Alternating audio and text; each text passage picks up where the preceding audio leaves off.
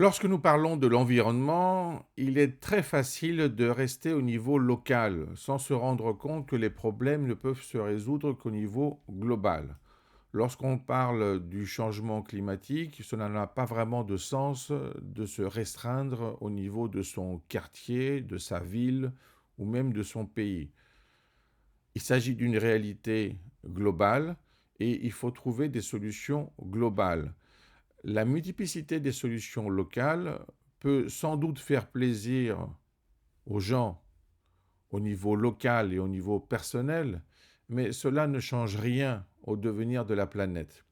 Il faut donc réaliser que l'humanité doit réfléchir à la Terre dans son ensemble. C'est ce qu'on appelle aussi le point de vue Gaïa.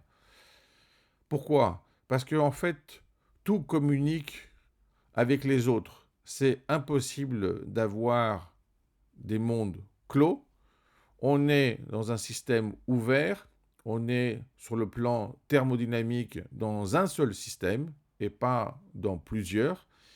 Et donc c'est très important d'essayer de trouver des solutions stratégiques et pas simplement des solutions humaines sur le plan local au profit de la politique locale. Ce qui est fondamental, c'est de se rendre compte quelles sont les grandes modifications à apporter.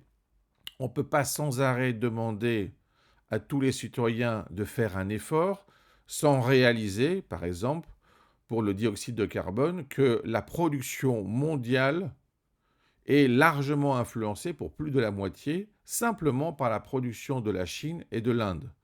Donc, quand on demande aux autres pays de faire des efforts et de diminuer leur trace carbone sans rien demander à la Chine et à l'Inde, c'est une erreur globale qui a des répercussions même au niveau local. Pourquoi? Parce qu'on ne choisit pas une stratégie globale, on se contente de tactiques locales. Celles-ci ne peuvent rien faire parce que ce n'est pas le même ordre de grandeur. Il faut donc bien faire un diagnostic, réaliser quels sont les changements clés qu'il faudrait effectuer et pas se comporter de façon misérabiliste en essayant de faire des efforts n'importe où, même s'ils sont finalement avec un impact infinitésimal.